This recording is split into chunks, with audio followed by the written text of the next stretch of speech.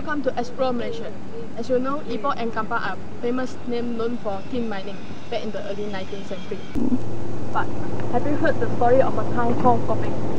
Join us as we track back the history of the early tin mining immigrant from China. People seldom relate tin mining activities to Gopeng. Little did they know, Gopeng was in fact the most prominent tin mining town in Malaysia. An inscription on a shrine indicated Gopeng has a history of 150 years, much longer than that of Ipoh and Kampar. The native, Semai, Rawa, and Mandailing were the earliest indigenous people who lived in Gopeng before the arrival of Chinese from southern China. The Chinese who entered into a bond with the British government then predominantly occupied the entire town around year 1876. When Gopeng reached its peak, Wong told us that opium dens and brothels you once saw in the movie Shanghai Band, or known as Shanghai Tan in Chinese, can be easily found in the town. These were the popular places where rich tin mining bosses gathered to seek pleasure. Gopeng then became more renowned for its tin. More people migrated there to acquire greater wealth. The population of Gopeng immediately shot up to about 4,000, in which Kuli made up of 75%. 以客人比较多。在这里有客家会馆，什么客家会馆？不是客家会馆，是那个有客人是那个蒸笼会馆哦。哦，蒸笼会馆是高州会馆哦。这两个是以客为主。The Zhenglong Association now serves as a community center, has a history of about 134 years now. Besides, there are several other associations established to serve the common purpose. Born and raised in Gopeng, Wong was the person in charge of this 117-year-old Chinese temple. He said, about 150 years ago, ancestors from China brought Guan Yin worship into Gopeng. The earliest temple was simply made of thatches. 40 years later, the original temple was demolished. The Guan Yin statue and other ornaments were relocated to the new temple, which the Chinese of those days took 3 years to build. Wong said couples all over the country and some from Singapore came to seek blessings from the goddess in the hope of getting children. He also said there has been a practice in recent years that worshippers will leave dolls in the temple for a certain period before taking them home. It is believed that the doll would inherit blessing from the goddess, and the blessing would be passed on to the couple. The Gopeng Guan Yin Temple was a spiritual guide to the Chinese immigrants who came empty-handed to a new foreign land, where they sought emotional comfort from when they thought of their motherland they would not have a chance to step on again. Now the temple has become an iconic building of Gopeng, reminding how the Chinese ancestors had survived through all those years. Unfortunately, Gopeng has no longer a vibrant town as it was. Most of the young people had left for greater jobs in big cities, leaving the old folks alone in the southern town. The memory of those glorious days was slowly dying, until a group of people took on the responsibility in preserving Gopeng history. Check this out. Street was ill-fated when Thai miners abandoned the town when the sunset industry fell short of its glory.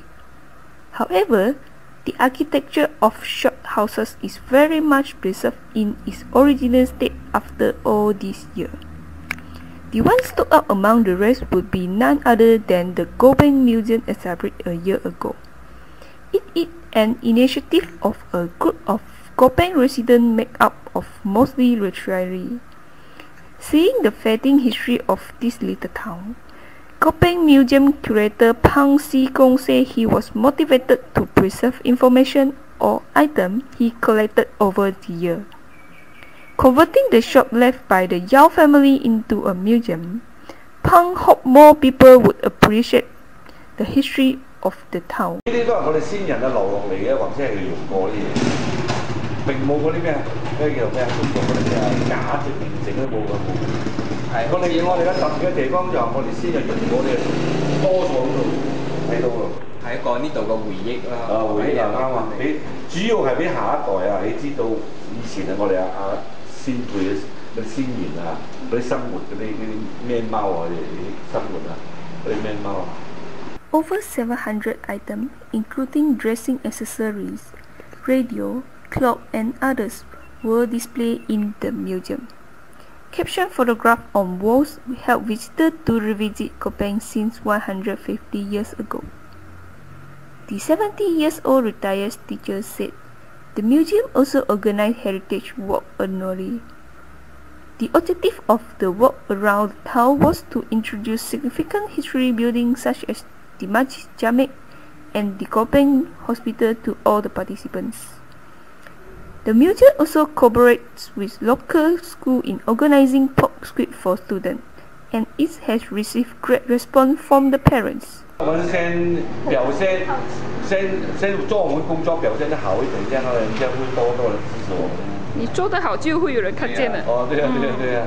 不需要什么政府，不用政府承认，也是会有人来才有收获。收获。现在离收获还很远啊。Pang compiled the history of the 12th tin mining company, managed by Osborne and Capel, called the Organization of Gopeng Consolidated Limited. The success story of Yu Yan Sang, a Chinese medicine shop which started in Gopeng, was also recorded. Due to overwhelming response from the public as well as limited space in the existing museum, the Gopeng Museum Committee is opening another museum in one of the shop houses few meters away. Pang said the museum using for display of antique clock and other valuable items would be official next month. The non-governmental organization is survives on visitor donation and also selling of booklet and random items. 未同政府攞呢個嘅，慢慢啦，我哋搞到靚靚咁啊，希望有一日政府能夠睇到我哋咯。當有一日啊，都會嘅。 因為我哋愛做好多工作啊，嗰啲研究工作嗰啲啊，啲都愛嘅，都係請嗰啲人啊嚟接班人啊。而家目前我哋咩都自己做先啦。There are people who could care less for their own history. There are people whose spirit could keep their collective memory alive. As a youth of this generation, which side do you choose to stay? Maybe the story of Gopeng be a reminder to all before answering this question. Thanks for watching Explore Malaysia. Stay tuned for next week episode, where we will skate into the wet traditional batsman history of Malacca. See you next week. 1、2、3。喂1、2、3。